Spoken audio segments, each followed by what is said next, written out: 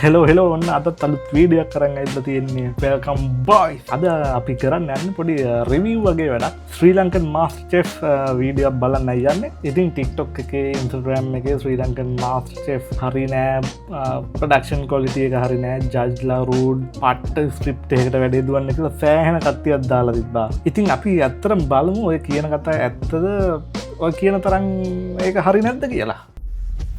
MasterChef Sri Lanka Season 1. අපි බලමු මේ ප්‍රෝග්‍රෑම් එකේ ප්‍රොඩක්ෂන් එකේ වීඩියෝ ක්වොලිටි එක. මුල්ම එපිසෝඩ් කීපේ ලෝ ෆ්‍රේම් රේට් කීපයක් තියෙනවා සහ කැමරා ෂේක්ස් තියෙනවා. හැබැයි ඕවරෝල් අන්තිම එපිසෝඩ් වෙනකොට ඒ දේවල් හැදිලා එච්චර අවුලක් නැහැ. මම personally American, Canada, Australian shows වල කලර්ස් වලට එච්චර කැමතිම නැහැ. මොකද ඒවල ගොඩක් වෙලාවට ස්කින් ටෝන් එකෙන් පොඩි රෙඩිෂ් ගතියක් තියෙනවා. හැබැයි ලංකාවේ ෂෝ එකේ ඒකේ ලස්සන්ට කලර්ස් තිබ්බා. ඉතින් ලංකාවේ ෂෝ එකේ තියෙන කලර්ස් වලට මම පර්සනලි කැමතියි. එතකොට එඩිටින් මට නිකන් හිතෙනවා ප්‍රෝග්‍රෑම් එකේ පේස් එක ටිකක් ස්ලෝ වැඩිද කියලා, පොඩ්ඩක් අර ඉන්ටෙන්ස් ගතිය එච්චර දැනෙන්නේ නැහැ වගේ කියලා. ඒක නිකන් අර අනිත් ඒවත් එක්ක පොඩ්ඩක් කම්පෙයාර් කරද්දී වගේ තමයි ඒක තේරෙන්නේ. සහ රෙසිපීස් සහ ඒ කට්ටියගේ නම් එහෙම දාද්දි පොඩි පොඩි දේවල් ටිකක් තිබ්බා. ඒ අරෙන්න ජජස්ලා රූඩ් කියන එක බලමු. මොකක්ද රූඩ් කියන්නේ කියලා. මම දැනට බලපු විදිහට නම් අනිත් රටවල් එක්ක බලද්දි මේ ජජස්ලා පට්ට හොඳයි. මොකද ගෝඩන් රම්සි හැම මේ ජජ් කරද්දි පිගන් විසික් කරලා කැම විසික් කරලා කුණුහරුපෙන් බනින්නේ. ඉතින් කලින් කිව්වා වගේ මේක රියැලිටි ෂෝ එකක්. මිනිස්සු එන්ටර්ටේන් වෙන්න ඕනේ. ඉතින් මේ ප්‍රෝග්‍රෑම් වල ස්ට්‍රක්චර් එකක් තියෙන්න පුළුවන්. I know it's hard. You cannot sweat in the food. Hell's kitchen වගේ බැලුවොත් ඊටත් අන්ත විදියට මිනිස්සුන්ට බනින්නේ. Listen. Fuck off. Get out. Fuck off, Will. Fuck right off. Fuck off. I'm done. You. Fuck off out of me. Hey, excuse me, madam. Fuck me.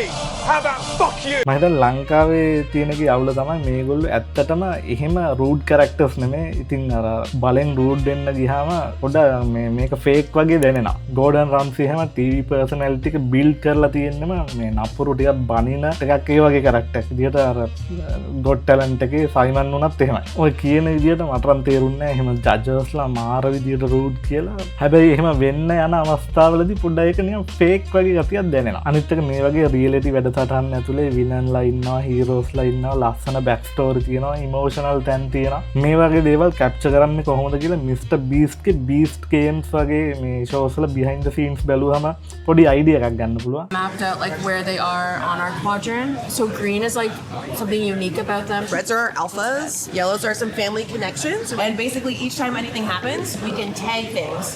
Whether maybe somebody accepts a bribe or there's a big emotional moment. So all those things get tagged over here, and then post-production is able to find that content. හැබැයි ශ්‍රී Lankan master chef එක ඇතුලේ ඒ වගේ දේවල් අපි දැක්කේ නෑ. ඇතුලේ හැප්පෙනවා මේ කොන්ටෙස්ට් කරන අය අතරේ ගැටීම් ඇති වෙනවා. එහෙම ලොකුවට දැක්කේ නෑ. ස්පොන්සර්ස්ලා මේක තමයි මං හිතන්නේ වැඩසටහන තියෙන නරකම කෑල්ල. ස්පොන්සර්ස්ලා ප්ලේස් කරන තියෙන විදිය නම් අන්තිම නරකයි, අන්තිම කැතයි. මුළු ප්‍රෝග්‍රෑම් එක මට නම් පේන්නේ නිකන් අර F1 වල මේ ඩ්‍රයිවර් කෙනෙක්ගේ සූට් එකයි. බෑක්ඩ්‍රොප් වල හැම තැනම නිකන් බෝඩ් කෑලි එල්ලලා ඒක නිකන් පට්ටම චීප් වගේම නිකන් පොලක් වගේ තමයි පේන්නේ. ඒ මදිවට මේ කොන්ටෙස්ට් කරන කට්ටිය ඇවිල්ලා මේ බ්‍රෑන්ඩ් නේම් එක නිකන් බඩු වල නම් කියලා මේ මම දැම්මේ මෙන්න මේ බ්‍රෑන්ඩ් එකේ දේ තමයි මේක හැදුවේ. නිකන් ඒක කිව්වහම නිකන් හිතෙන්නේ මේ දැන් මෙහෙම කිව්වහම මේ වැඩිපුර අපිට ලකුණු දෙයි. අර ඒ වගේ දෙයක් තමයි ඒකෙන් තේරෙන්නේ. ඒක නිකන් පොඩ්ඩක් වෙන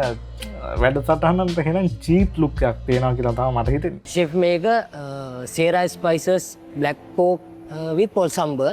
අපේ ලංකාවේ විදිහට කරි සෝස් එක සේර පොල් කිරි පාවිච්චි කරලා කරි සෝස් එකක් හැදුවා. අර දෙරනේ මේ ඩ්‍රීම් ස්ටාර් එකේ තිබ්බේ අර මීම් එක. අන්න ඒ වගේ තමයි මාස්ටර් චෙෆ් එකටත් වෙලා තියෙන්නේ කියලා මට හිතෙන්නේ. මේ වගේ ෆ්‍රැන්චයිස් එකක් ගන්න මිලියන ගාණක් යන්නේ නැති. ඉතින් ඒ වගේම ප්‍රොඩක්ෂන් එකටත් ලොකු ගාණක් යන්නේ නැති. හැබැයි එහෙමයි කියලා මීට වඩා ලස්සනට මේ බ්‍රෑන්ඩ්ස් ප්ලේස් කරන්න තිබ්බ කියලා තමයි මට හිතෙන්නේ. අන්තක ජජස්ලයි කොන්ටෙස්ට් කරන කට්ටියයි බ්‍රෑන්ඩ් නේම්ස් කියද්දි පොඩ්ඩක් කැතයි මම හිතන්නේ. ප්‍රෝග්‍රෑම් එකට ඒ ප්‍රෝග්‍රෑම් එකේ තියෙන ක්වොලිටි එක එහෙම පිටින්ම මේ නැති වෙන ගතිය තමයි මට තේරුනේ. ගොඩක් අය කියලා තිබ්බ මේකට අඳුරන කට්ටිය දාලා තිබ්බ තිබ්බා මේකේ ගොඩක් දෙවල් ස්ක්‍රිප්ට් එකකට වෙන්න කියලා. මාස්ටර් ෂෙෆ් කියන්නේ ඇත්තටම මේ ගොඩක් කුකින් තරගයකට වඩා මේක රියලිටි ෂෝ එකක්. ඉතින් ප්‍රෝග්‍රෑම් එකේ ප්‍රොඩියුසර්ස්ලා හෙඩ් හන්ට් කරනවා. ඒකේ උයන්න දන්න කට්ටිය ඉන්නවා වගේම ප්‍රෝග්‍රෑම් එකට ගැලපෙන එන්ටර්ටේනින් කරන කට්ටියත් ඉන්න ඕනේ. ඕගොල්ලෝ දන්න ඇති හොලිවුඩ් මූවිස් වල දැන් කැරක්ටර් ස්ට්‍රක්චර් එකක් තියෙනවා. ගොඩක් මූවිස් වල කළු කැරක්ටර් එකක්, එතකොට ස්පැනිෂ් කතා කරන කැරක්ටර් එකක්, ඉන්දියන් කැරක්ටර් එකක් මේ වෙනකොට නිකන් හැම